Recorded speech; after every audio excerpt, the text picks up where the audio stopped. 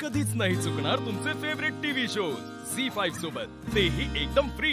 हे अंकल काय समजतात कोण आहे स्वतःला? काय वाटेल तसं करू शकतात का? रिओ त्याची हिम्मत कशी झाली का असं वागायची? त्यांना वाटलंच कसं की मी त्यांच्याशी लग्न करायला तयार होईन? ते परत माझ्या समोर आले ना तर मीही दाखवीन त्यांना ही लीला काय चीज येते। ओ मॅडम, माझी इथे इतकी चिडचिड चालू आहे आणि तुझं काय चाललंय फोन मध्ये? ते अंकल आणि मी आपापल्या आयुष्यात इतके खुश होतो, पण तुझ्या ते केकमुळे हा सगळा गोंधळ झालाय। आता ना मला कळतच नाहीये की नक्की चूक कोणाची आहे, तुला, मला, तुझ्या ते केकला की त्या अंकलना? लागली वाट। तेच म्हणतीये, वाट लागली आता सगळ्याची। त्या अंकलच्या ना, त्या अंकलच्या फोन नको ताई, ऐक ना, मी काय म्हणते की तू ह्या विषयावर मला माहितीये नॉनस्टॉप रात्रभर बडबडू शकतेस, पण तू झोप मला वाटतंय हा, नाहीतर डार्क सर्कल्स येतील। तुला हिरोईन व्हायचं की नाही? मी चंद्र बघून येते पटकन। हा, गुड नाईट। अगं चंद्र, रेओ तिला माझ्यापेक्षा तो चंद्र जास्त महत्वाचा आहे, कोणाला काही व्हॅल्यूच नाहीये माझी।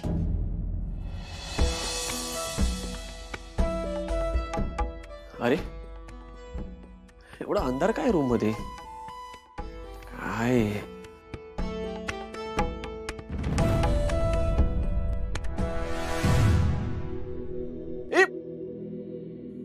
काय तू काय वेडी आहेस काय?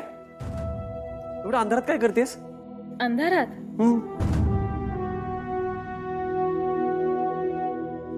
अच्छा, आज मॅडमचा मूड काहीतरी वेगळा दिसतोय। रूम मध्ये अंधार होता? हाँ, मला दिसलाच नाही, कारण माझ्या मनात तुझ्यासाठी खूप ब्राईट प्रेम आहे।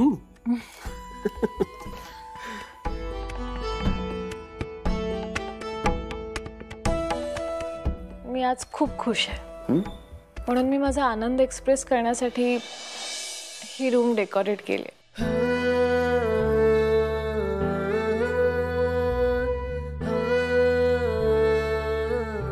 तुला माहितीये, मला ना आपल्या दोघांच्या डोळ्यात ना खूप आनंद दिसतोय। आधी तू मला तुझ्या आनंदाचं कारण सांग, मग मी सांगेन। ठीक आहे। तुला माहितीये, बाबांनी ना मला पुढच्या प्रोजेक्टचा सगळा प्लॅन बनवायला सांगितला होता। गेले 6 महिने मी तयारी करत होतो त्या प्रोजेक्टवर, पण आता फायनली तो प्रोजेक्ट पूर्ण झालाय आणि इथून पुढे आपला बिझनेस इंदोरमध्ये सुद्धा सुरू होणार आहे। मग काय, बाबांना मला तो प्लॅन दाखवायचा आहे आणि त्यांना खुश झालेलं बघायचं। अगं तू एवढी चिडलीस का? पण चिडू नाही तर काय करू? सगळीकडे नुसतं बाबा बाबा बाबा। तुला सगळीकडे फक्त बाबाच दिसतात का? तुला स्वतःला एवढे बाबा आवडतात तर तुला बाबा बाबाचं वाटत नाही का? हा, तेवढे लकी आपण कुठे आहे? आपण अजूनपर्यंत हनीमूनलाही नाही गेलोय। एक्झॅक्टली, तुला ना कशात इंटरेस्टच नाहीये। पण तू एवढी का चिडतीयस? पण मग काय करू? मला चिडायची फ्रीडम नाहीये का? अगं नाही बघ, तुला जे फ्रीडम हवंय ना ते तुला लवकरच मिळणार आहे, आय प्रॉमिस। कसं काय? कसं काय म्हणजे, एकदा का हा प्रोजेक्ट पूर्ण झाला ना की बाबा खुश होतील। मग मी बाबांना स्पष्टच सांगणार आहे। काय सांगणार आहेस? त्यांना सांगणार आहे की आता प्रोजेक्ट पूर्ण झालाय, मला आता ब्रेक हवाय, मला माझ्या क्यूट बायकोसाठी वेळ द्यायचा आहे, आम्हाला फिरायला जायचंय, हनीमूनला जायचंय आणि माझ्या बायकोला पॅम्पर करायचं आहे। खरंच? ऑफकोर्स। तुला माहिती, तुझ्या बरोबर माझा वेळ कसा जातो ना मला खरंच कळत नाही। अरे बाबांना प्रेझेंटेशन द्यायची वेळ झाली, मी येतो। हा, लव्ह यू। म्हणजे दुर्गा वहिनींसारखंच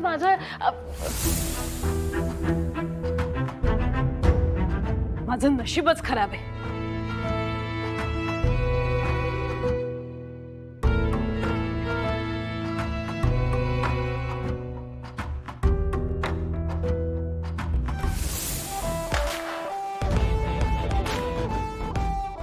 युजलेस फाईल आहे। पण बाबा, ही आपल्या रेस्टॉरंटच्या प्रोजेक्टची फाईल आहे। बाबा, गेली 6 महिने आम्ही या प्रोजेक्टवर रिसर्च करतोय। ह्याच्यापेक्षा चांगला प्लॅन ना असूच शकत नाही। Shut up. बाबा, आम्ही खूप जबाबदारीने हा प्लॅन बनवतो। Shut up. जबाबदारीबद्दल तुम्ही तर बोलूच नका. तुम्हाला घरातले गोंधळ सांभाळता येत नाही तर बाहेरचं काम कसं सांभाळणार तुम्ही? तुम्हाला घरात जे काय चाललंय त्याच्यावर लक्ष द्यायचं नसेल तर बाहेरच्या बिझनेसवर पण लक्ष देऊ नका. तुमच्या फॅमिलीला प्रायोरिटी द्या, तुमच्या वाईफकडे लक्ष द्या. आणि त्या काय चुकीचं करतायत का बरोबर करतायत ते बघणं तुमची खरी रिस्पॉन्सिबिलिटी आहे. आणि इथून पुढे त्यांनी काय चूक केली तर मी तुम्हाला जबाबदार ठरवणार आहे. त्यांच्यामुळे आज माझा इन्सल्ट झालाय. एजे ऍक्च्युली मला कोणतंही एक्सप्लेनेशन नकोय. तुम्हा तिघींवर विश्वास होता म्हणून फोटो न बघता मी मुलगी सिलेक्ट केली होती. पण मला आता कळून चुकलंय की तुम्ही कुठलाही निर्णय मॅच्युअरली घेऊ शकत नाही. एजे आम्हाला वाटलं नव्हतं असं काही होईल. एका छोट्याशा चुकीमुळे मी. छोटी चूक? माझा एवढा इन्सल्ट झाला हे तुम्हाला छोटी चूक वाटतेय? आणि तुम्हाला चांगलं माहितीये की माझ्या आयुष्यात आणि या घरात चूक करणाऱ्याला काहीही जागा नाहीये. हे माहितीये का नाही तुम्हाला? परत ही चूक झाली, हा मूर्खपणा झाला तर मी कोणालाही माफ करणार नाहीये. एवढं लक्षात ठेवा.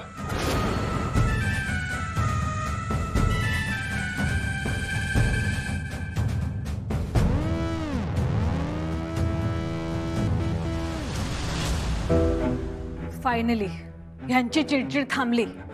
झालं झालं ना समाधान? तुमच्यामुळे आमचे एफर्ट्स वाया गेले. अरे आता तरी स्वतःसाठी सासू शोधणं बंद करा. नाहीतर काय? अरे इथे आम्हाला यांच्याकडून एक साधा प्रोजेक्ट अप्रूव्ह नाही करता येते आणि तुम्हाला काय वाटलं तुम्ही चूज केलेल्या मुलीशी हे लग्न करतील? अरे इम्पॉसिबल आहे. गेले 6 महिने या प्रोजेक्टवरती काम करत होते. त्या मुलीमुळे सगळं पाण्यात गेलं. प्रमोद आणि विराटच्या अपमानापेक्षा एजेंचा अपमान ही खूप मोठी गोष्ट आहे. पण वहिनी, अपमान हा अपमानच असतो ना? असतो ना, पण एजेंचा अपमान हा गुन्हा आहे.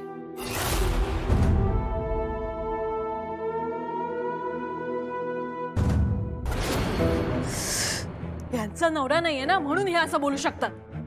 उद्या एजेंनी किशोर भाऊजींचा असा अपमान केला असं चालू असतं का यांना? मी किशोर भाऊजींचं नाव नका काढू घरात प्लीज. आधीच एवढा तमाशा झाला, आता आणखी नको. वहिनी, तुम्हाला त्या मुलीला धडा शिकवायचा ना? हो,